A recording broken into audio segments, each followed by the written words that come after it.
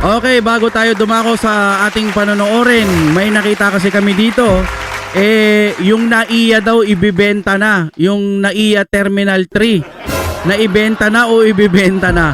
Ano bang meron? Kanino ba ibibenta? Sabi sa kapwa gobyerno din. Para mas madali ho nating maintindihan kung ibinenta nga ba yung NAIA sa kapwa gobyerno. Sabi ko kasi kay Google AI, kasi mas matalino si Google AI para sa akin kaysa kay ChatGPT. Although may kanya-kanya silang talino, pero sa pagiging legit, para sa akin si Google AI ang pinaka the best. Okay, hindi Google search siya, Google AI na parang ChatGPT. Sabi ng ganun dito mga kaibigan, ay naku, matutuwa kayo rito. Kasi sabi ko, ipaliwanag mo nga maigi kung ibinenta ba, sabi ng ganun. Okay, eto na. Sino ang tatanggap ng 48 billion? Kasi di umano 48 billion ang mabibenta. Sabi ng ganun dito, ang tatanggap ng 48 billion ay ang Bases Conversion and Development Authority, BCDA, GMA News Online. Sila ang GMA ang naglabas no. Sila ang ahensya ng gobyerno na dating may-ari ng lupang kinatatayuan ng NAIA Terminal 3. Para maipaliwanag mo rin ito, sabi ng ganun, kasi gusto kong maipaliwanag yan ng mas madali. Kumbaga pang grade 5, grade 6, sabi ng ganun. Ang pondo para sa mga sundalo ng Pilipinas. Para maipaliwanag mo, narito kung saan mapupunta ang pera ayon sa batas. Okay? Fasten your seatbelt. Itala nyo na mga atay, balon-balonan ninyo. Saan mapupunta ang pondong pinagbentahan? Ayan sinerge lang naman natin Pondo para sa mga sundalo ng Pilipinas. Ang pinakamalaking bahagi ng perang ito ay direktang mapupunta sa Armed Forces of the Philippines, AFP, o sa ating mga sundalo. Gagamitin ito para sa, pambili ng mga bagong barko, eroplano, at kagamitang pandepensa ng bansa. Pagpapaganda ng mga base militar ng Pilipinas. Okay, di ba? Palakpakan. Pero sa kabilang banda, opinion lang naman nito, no? Sabi kasi ng lola ko noon, bumaligtad daw kasi yung militar noon. Sabi ng lola ko, di umano bumaligtad daw yung militar noon kaya nagtuloy-tuloy yung revolusyon at napabagsak si Marcos. So siguro sa ngayon, para hindi mapabayaan ng kailangan alagaan yung Armed Forces of the Philippines. Siguro lang naman, baka mali ako. Kailangan mapunta sa kanila yung pondo ayon sa batas. Di ba? Sakit. Okay lang kung talagang palalakasin. Pero baka maging ghost project na naman yan. Yun lang Ito'y opinion lang natin at vision lang natin. Kasi nung panahon mo ng Marcos, kung magkakaroon ulit ng Marcos, syempre hindi na nila hahayaan na bumaliktad yung militar kung sakasakali. Di ba? Wow, alagang-alaga sila ngayon. 48 billion ang laki nun, mamin. Para sa pagpapaganda. Bakit naghihirap na ba ang Armed Forces of the Philippines? Tanong lang, mukhang okay pa naman sila. Ang dami naman nating base militar ng dito, ng USA, kakampi, di ba? Okay lang kung talagang ganun. Pero yun ba talaga ang priority? Yun ba ngayon ang priority, mga kapatid? Di ba ang priority natin, mapakulong yung mga korap? Pero wala ganun siguro talaga. Kung ikakabuti ng Armed Forces of the Philippines, sige lang. Pero sana hindi ito maging parang suhol para lang hindi bumaliktad ang ating mga militar. Kayo sa tingin nyo, anong doon, no? Kasi nakakatawa nang nangyayari sa Pilipinas binenta. Baka naman walang kinalaman ng administrasyon natin dyan. Baka talagang kinakailangan lang, Okay. Eto na. Basahin pa natin ang pangalawa. Mga proyekto ng gobyerno, dito raw kasi mapupunta. Ang natitirang bahagi ng pera ay gagamitin ng BCDA para magpatayo ng mga bagong kalsada, tulay at modernong lungsod. Gaya ng New York Clark City na pinakikinabangan din ng mga mamamayan. Sa madaling salita, ang nagbayad ay gobyerno at ang tumanggap ay gobyerno rin. BCDA, galing sa GMA News ang balita. Ang maganda rito, ang 48 billion na binayad ay gagamitin para palakasin ang ating hukbong sandatahan. Okay naman sa akin yun, okay naman yun. Basta wag lang wag lang para hindi bumaliktad ang mga sundalo. Kasi halimbawa no, makita nila itong administrasyon na to talagang karapat dapat nang bumaliktad sila. Male mo yung ating gobyerno ngayon pinangungunahan. Baka lang naman ito'y vision ko lang. Kayo mga kapatid, comment kayo diyan. Ano nga ba ang intensyon? Totoo nga bang ganun ba talaga? Para palakasin? Oo, palalakasin, ano? Pero sa tingin ko, inaalagaan nila ngayon yung Armed Forces of the Philippines. Sana mapunta sa tama. Ang problema lang yung nabasa natin kanina na ang natitirang bahagi ay gagamitin sa mga pangproyekto, anong tawag dito? Yung mga kalsada, tulay, modernong lungsod. Na magpasa hanggang ngayon, wala naman nangyayaring ganun. Baka mabulsa na naman po. Iyon ang masakit na ayaw ho nating mangyari. Di ba? Sa mga magtutuloy-tuloy, mga kapatid, papindot naman ng like. Nood na po tayo ng balita. Balitang Pinoy TV. Nakalagay dito. Umay sila dito. Fresh na fresh. Breaking news. Kakapasok lang. Plano nila. Binubulabog ni Mike. Oh. Sige nga. Nood po tayo, mga kapatid. Ipi-play na po natin ito. Palike naman ang ating video. Please lang. Palambing naman. Narito ang Balitang Pinoy Alright. TV. Heto na po, pag-usapan natin itong si Mike Defensor na in-interview nito ni Banat Bay na meron siyang nabalitaan na grabe itong administrasyong Marcos. Nag-mute ako Plano na nila, ubusin itong Cayetano Black, aarestuhin na nila lahat. Ay, may stop ako. Saglit lang. So ito po, without further ado, ay unahin muna natin itong kay Mike Defensor, na video na in-interview siya dito sa programa ng Banateros. Okay, ito po, panoorin natin. Play. Ito po ang sitwasyon sa ngayon. Ito po yung isang impormasyon na aking nakuha at ang tabayanan po natin dahil nakakatakot. Ang balita ko, magpapatawag sila ng special session. Itong special session na to, supposedly, para dun sa problema sa Mindanao.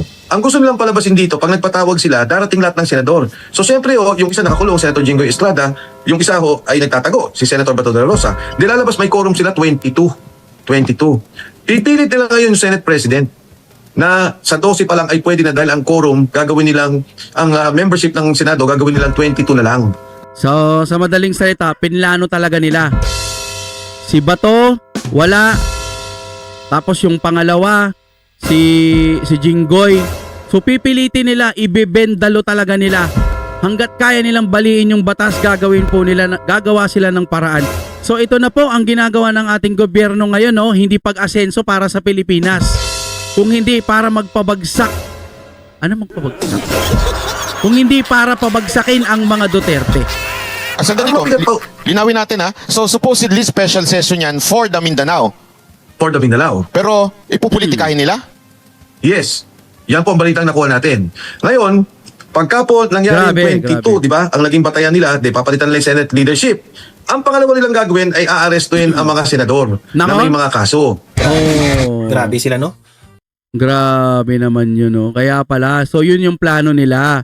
Uulitin ko, ang Pilipinas ngayon, mga kapatid, kung ano man ang pinagagagawa nila sa Kongreso at sa Senado, pagpapabagsak kay BP Sara. Opinion ko lang ito, mga kapatid. Maaring hindi totoo sa palagay ninyo. Pero para sa akin, ganito na po. Wala na ata silang pakialam sa tag-ulan na mangyayari. Ito malapit na, June, July, August. Ayan, baka sasabihin na naman, hindi na naman sumusunod sa schedule. Pero ang totoong dahilan po nila, wala na silang pakialam. Kahit maghirap ang Pilipinas, basta importante mawala sa landas nila ang mga Duterte. Opinion lang yan, Uubusin na nila ang Cayetano Black. Next na mangyayari? Kaninong Blue Ribbon ang susunod? Meron po ba o wala? Kayo di ba, nakakausap niyo po si Senator Marcoleta. Kailan po ba ang next na Blue Ribbon? Ito po ang sitwasyon sa ngayon. Ito po yung isang impormasyon na aking nakuha at ang tabayanan po natin dahil nakakatakot. Ang balita ko, magpapatawag sila ng special session. Itong special session na to, supposedly, para dun sa problema sa Mindanao. Una sa upo sa lahat, hindi na po yan kailangan. Grabe. Dahil meron na pong sapat na pondo para ayusin at tulungan kung ano man ang napinsala doon sa Mindanao. Hindi na kailangan na magkaroon ng deklarasyon ng okay. So, ibig sabihin, may pondo naman talaga doon pero gagamitin po nila yung pagkakataon na yon para po magkaroon ng special session. Yun ang pagkakaintindi Preso, natin. at ano? hindi na rin kailangan magkaroon ng supplemental budget. Pero pag sila po yung nagka-special session, ang una nilang gagawin ay ipipilit nila ang pagbabago ng liderato ng Senado. Ipipilit nila na Grabe. yung 12 ay pwede na. Kasi ano pong ibig ko sabihin? Grabe. Kung naalala ninyo yung Avellino versus Cuenca. etong Cuenco na kaso, noong una silang magdebate, 22 sila sa loob ng Senado. Nag-walk out yung kabila, yung 10. Pero yun po yung majority noong panahong yon. So ang sabi nitong 12, kami na ang majority. Hala. Sorry, 11 po ata sila, pero yung tama, 12. Ngayon, ang gusto nilang palabasin dito, pag nagpatawag sila, darating lahat ng senador. So siyempre, yung isa nakakulong, Senator Jinggoy Estrada, yung isa ay nagtatago, si Senator Bato de la Rosa. Dilalabas may quorum sila 22. Grabe. Pipilit nila ngayon yung Senate President na sa 12 pa lang ay pwede na dahil ang quorum, gagawin nilang, ang membership ng Senado, gagawin nilang 22 na lang. Sandali Ang ko, mabigat po, linawin natin ha. So supposedly special session yan for the Mindanao. for the Mindanao. Grabe. Pero ipupolitikahin nila? Yes. Yan po ang balitang nakuha natin. Ngayon, pagka po nangyari yung 22, di ba? Ang naging batayan nila, di papalitan nila yung Senate leadership. Ang pangalawa nilang gagawin ay aarestuin ang mga senador na may mga kaso. Hala. Kasama na po dyan kami ni Senator Marcoleta kasi plunder yung kaso, ikukulong din si Senator Marcoleta. Pag napababa nila sa Teka, paano naman nagkaroon ng plunder si Marcoleta, di ba? Ay, nako, Pilipinas. Wala na talaga. 18 ang membership ng Senado. Kasi 18 na lang ang pwedeng pumasok. Nakakulong na si Bongo, nakakulong si Joel Villanueva, nakakulong si Marcoleta. Balita ko rin si Robin Grabing mga plano to, no? O, si Robin pa. Actually, this is a desperate move na gagawin nila. Padilla, ikukulong din nila. So ang mangyari po, magiging 18 na lang ang Senado. So ang 2/3 doon ay 12. So kung, So I'm sorry Kong. So ito, may kaugnayan pa rin ito sa impeachment ni VP Sara Duterte. Ano mangyayari? Kasi kailangan 16, di ba, bago ma-impeach si VP Sara Duterte. Paano? Pag naging 18 na lang sila, may pagbabago bang mangyayari doon? gusto nilang palabasin na 18 na lang ang total membership ng Senado. So pagka 18 na lang, pag ikay nakakuha ng 12, pwede na yung 2/3. Baling-baling. Pagka 18 na lang, at meron kang 2/3 ng Senado, pwede mo na rin pagpalitan ang saligang batas. So sa madaling salita, baka nga may posibilidad, malaki ang chance na si BP Sara po ay ma-impeach. At eto sobrang bendalo na talaga to mga kaibigan. So wala na tayong magagawa. Iisa man ang ating mga damdamin, nasa kanila ang kapangyarihan na So, ito yung kabuwang lumalabas na kwento. Tingnan po natin at tambayanan natin kung ano Grabe. mangyari. Pero linawin natin, wala namang lilipat from Cayetano Black to the BBM senators? Sa aking pagkakaalam, Banat, wala.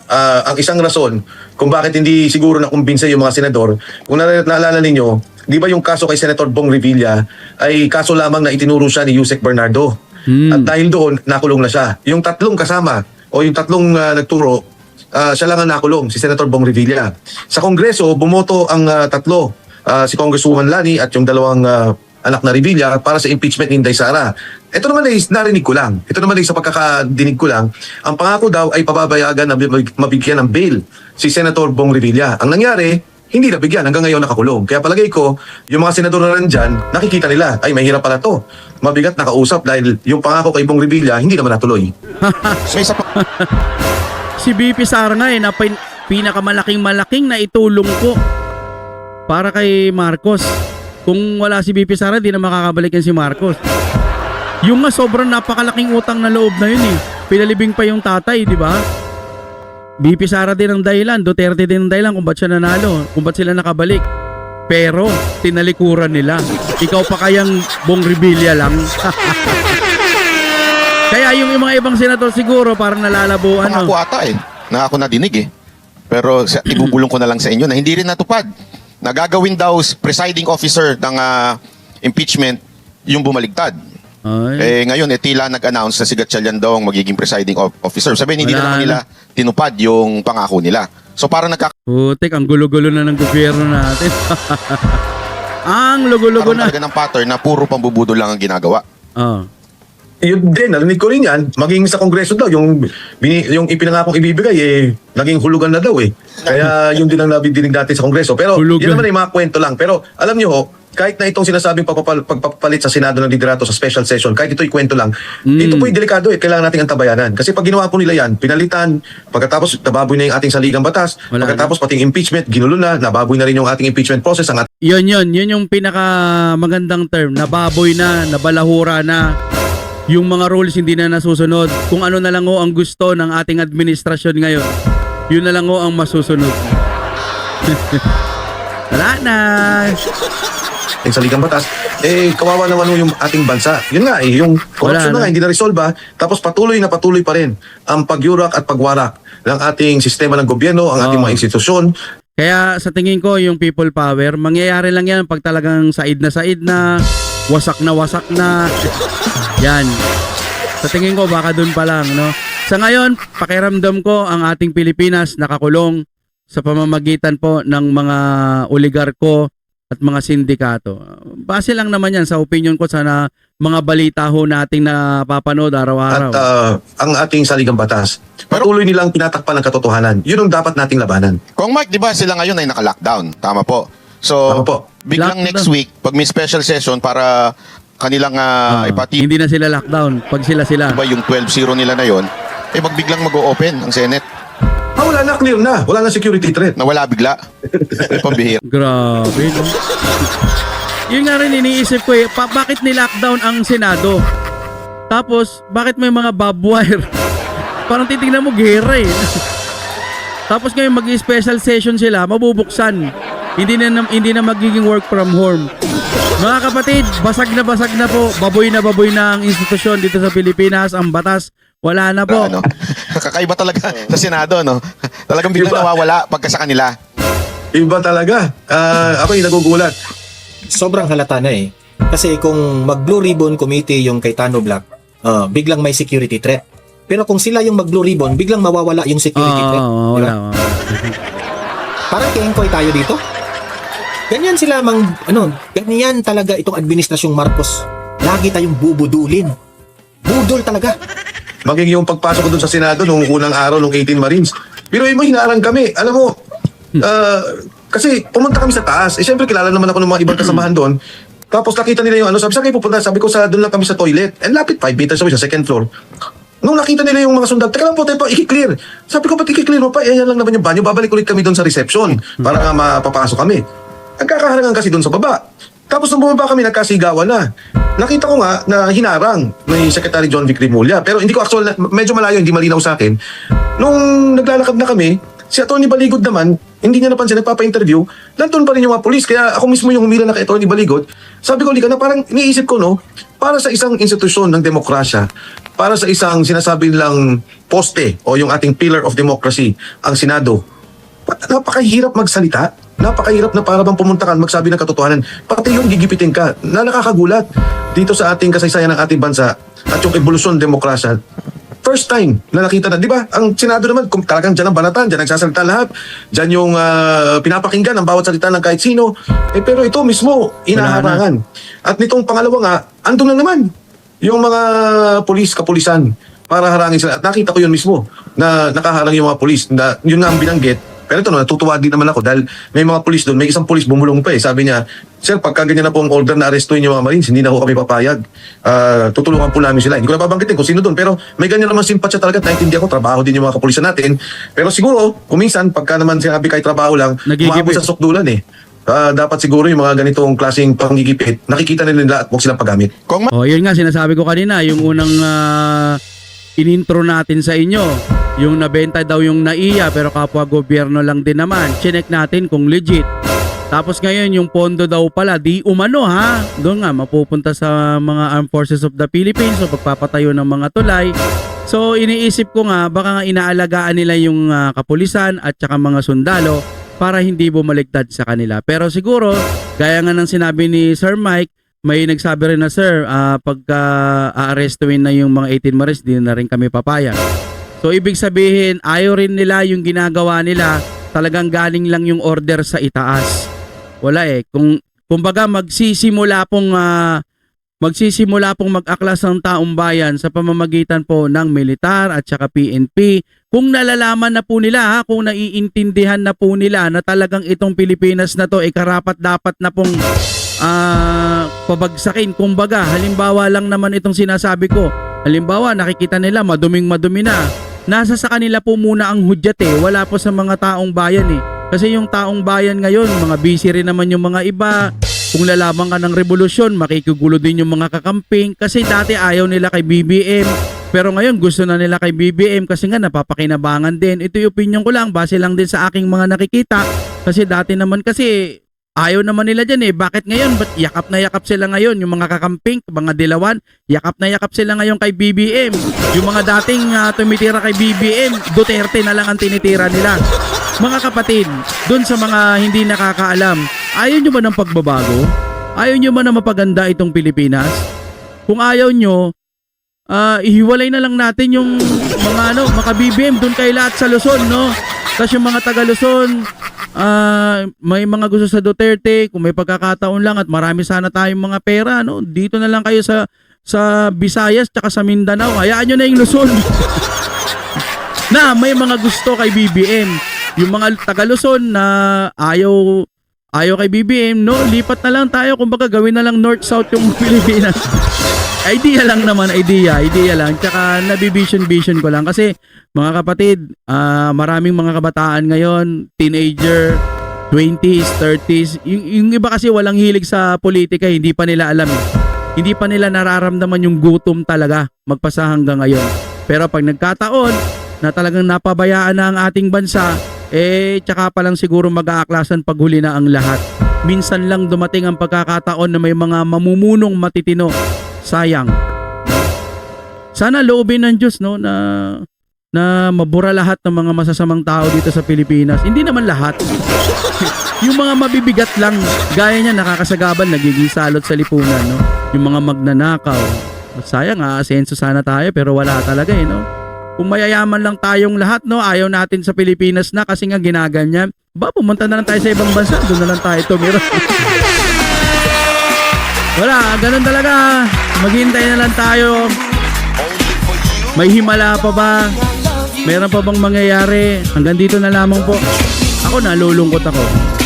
Pero sana, wala, kahit lumabang ka sila nga, lumalaban na Pero wala pa rin nangyayari. Tayo pa kaya, mga vlogger lang.